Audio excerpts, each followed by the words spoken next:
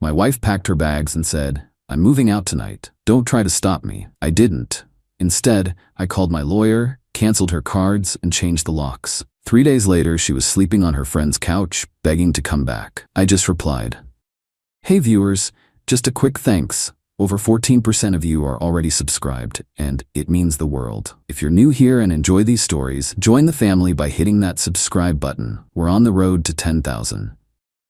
Look, I'm gonna be honest with you guys, this whole mess started because my wife Linda thought she was way smarter than she actually is. We've been married 3 years. I'm 34, she's 31. I work in construction, running my own crew, and make pretty decent money. Linda works part-time at some boutique and spends most of her day on social media, complaining about everything. The problem started about 6 months ago when Linda got it in her head that she deserved better than our life. Better house, better car, better husband probably. She started picking fights over stupid stuff and making comments about how her single friends seemed so much happier. Last month, she started staying out late with these friends, coming home at 2 a.m. saying they were just having girls' nights. Sure, Linda, whatever you say. 2 weeks ago, I found out she'd been talking to her ex-boyfriend Derek on Instagram. Not just talking either, planning to meet up. When I confronted her about it, she turned it around on me saying I was controlling and jealous. That should have been my first clue she was planning something. Friday night, I get home from work around 6 p.m. and Linda's in the bedroom throwing clothes into suitcases, not packing for a trip. Packing like she's moving out. What's going on? I ask her. She doesn't even look at me, just keeps shoving stuff into bags. I'm done, Jake. This marriage isn't working. I'm moving out tonight. What do you mean you're moving out? We didn't even talk about this. There's nothing to talk about.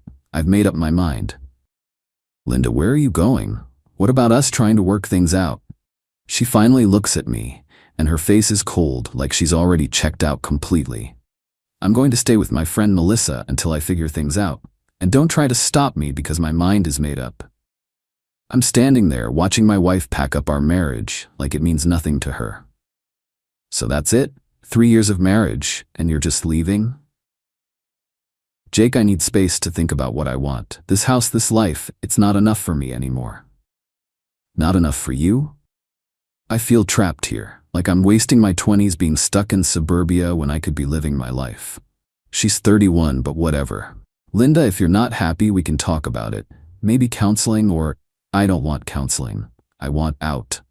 She zips up the last suitcase and drags it toward the door. I'm moving out tonight.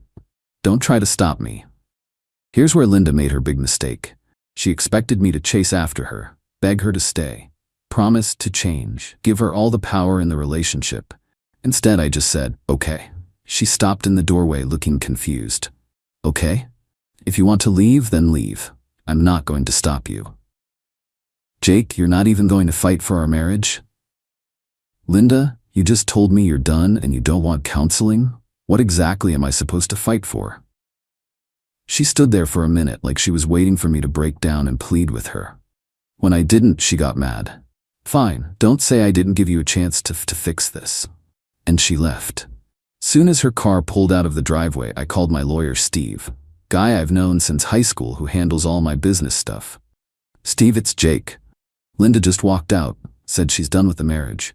What do I need to do to protect myself? Jake, slow down. She left tonight? 20 minutes ago. Packed her stuff and moved out, said she needs space to think about what she wants. Okay, first thing you need to understand your rights. Is Linda an authorized user on your credit cards, or are they joint accounts? Authorized user. The accounts are all in my name. She just has cards linked to them. Good, you can absolutely cancel those. Any joint bank accounts need to stay open, but you can remove her access to credit accounts you solely own. Change locks on the house if it's in your name only. House is mine. Bought it before we got married. Perfect. Document everything she took with photos. This protects you if she claims you kept her belongings. Spent the next 2 hours canceling Linda's authorized user credit cards and calling my bank to remove her access to accounts that were mine. We had one small joint checking account for household expenses that I left alone per Steve's advice. Called a locksmith who came out Saturday morning and changed every lock on the house. Cost me $400, but worth every penny. Saturday afternoon, I went through the house and took pictures of everything Linda had left behind. Furniture decorations, kitchen stuff. Turns out when you're packing in a hurry, you don't think about the fact that most of your stuff won't fit in suitcases. The funny thing is, Linda had been spending money like crazy for months, but never saved any of it. Designer clothes, fancy dinners, expensive makeup. She was living off my income without building any independence for herself. Sunday, my phone started ringing. Jake, what did you do? My cards aren't working. Hi, Linda. You said you were moving out, so I canceled your authorized user access to my accounts. You can't just cut me off for money. Actually, I can. Those were my credit cards, Linda. I just gave you access as my wife. I didn't say I wanted a divorce. I said I needed space. What's the difference? You moved out and said you were done with our marriage. The difference is I'm still your wife, and I still have rights. Rights to what exactly? You moved out. You said the marriage wasn't working. You said you were done. Jake, this is ridiculous. I need money for basic expenses. Linda, you have a job. And you took money from our joint household account yesterday. Use that. She had taken about $800 from the joint account when she left. I'd seen the withdrawal. That's not enough to live on. Then maybe you should have thought about that before you decided to leave. She hung up on me. Monday, Linda's friend Melissa called me. This was interesting because Melissa was the one who'd been feeding Linda ideas about leaving me. Jake, this is Melissa. Linda is staying with me and she's really struggling. That's unfortunate. Jake, she made a mistake. She was emotional and didn't think it through. Melissa, Linda packed suitcases and moved out. That seems pretty thought through to me. She just needed some space to figure things out. That doesn't mean she wanted to end the marriage. Actually, that's exactly what it means. She said she was done. Jake, can't you just talk to her? She realizes she overreacted. Melissa, you're the one who told her to leave me. Remember? You said she was too young to be tied down. Silence on the other end. You've been telling Linda for months that she should explore her options and see what else is out there. Well, now she's exploring. Leave me out of it. Jake, that's not fair. What's not fair is my wife's friend convincing her to blow up our marriage because you're bitter about your own divorce. I hung up. Tuesday, Linda called back herself. Jake, I'm staying on Melissa's couch and it's not working out. I need to come home. That's not your home anymore, Linda. You moved out, remember? Jake, I made a mistake. I was listening to bad advice from Melissa. So this was Melissa's idea? She kept telling me I was wasting my youth being married, that I should see what else was out there while I'm still young and attractive. And you believed her. Jake, I realize now that was stupid. Melissa's miserable and she wanted me to be miserable too. Linda, you didn't think it was stupid until your credit card stopped working. That's not true. Linda, if I hadn't cut off your access to my money, would you be calling me right now? She couldn't answer that. Jake, what do I have to do to fix this? There's nothing to fix. You wanted out. You got out. I changed my mind. Too bad, I didn't. Wednesday, she tried showing up at the house, rang the doorbell for 10 minutes, then started pounding on the door when I didn't answer. I watched her through the window, trying her old key in the lock. When it didn't work, she started yelling, Jake, I know you're in there. Open the door. My neighbor Bob came over to see what was going on. I went outside to talk to him. Everything okay, Jake? Linda moved out Friday. She's upset that I changed the locks. Linda immediately turned to Bob like he was going to help her. Bob, he locked me out of my own house. This is crazy. Bob looked confused. Linda, didn't you tell me Sunday that you were finally free and ready to live your life? Her face went red. Apparently, she'd been bragging to the neighbors about leaving me. I was just venting, Bob. I didn't mean I was leaving permanently. That's not what you said. You told me you felt sorry for married women who were stuck with boring husbands. Linda shot me a look like this was my fault somehow. Bob, that was taken out of context. Linda, you asked me if I knew any single guys you could meet. Now she really looked panicked. Jake, we need to talk. Let me in. There's nothing to talk about, Linda. You made your choice. Jake, please. I made a mistake. I was emotional and said things I didn't mean. Which things didn't you mean? That the marriage wasn't working? That you felt trapped? That our life wasn't enough for you? I was just overwhelmed. I didn't think it through. Linda, you packed suitcases and moved out. You took money from our account. You told the neighbors you were free. That's all pretty thought through. She started crying then. Real tears, not the fake ones she used when she wanted something. Jake, please. I love you. I don't want a divorce. Funny you didn't love me enough to talk to me before you left. I was scared and confused. You were excited, Linda. Bob just confirmed you were bragging about being free. Jake, I want to come home. This isn't your home anymore. You gave that up when you moved out. Thursday, she called my work trying to get my crew to convince me to take her back. My foreman Tony told her I was busy and hung up. She called my mom next. Even bigger mistake. My mom never liked Linda much anyway, thought she was spoiled and immature. When Linda called, crying about how I'd locked her out, my mom's response was perfect. Linda, you've been complaining about being married for months. Jake said you told him the marriage wasn't working and you were done. Sounds like you got what you wanted. I didn't mean it like that. I was just upset. Linda, you packed your belongings and moved out. That's not being upset, that's leaving. Can you please talk to Jake for me? I'm not getting involved. You made your decision now, live with it. But I have nowhere to go. Linda, you're 31 years old. Figure it out like every other adult.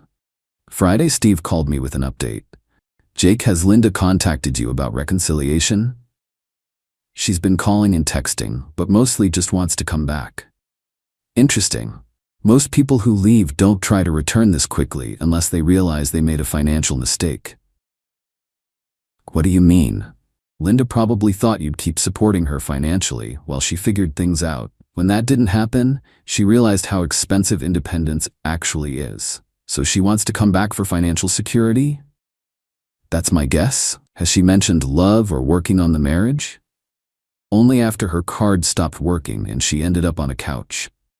Classic. My advice is stick to your position. She made an adult decision, she can live with adult consequences.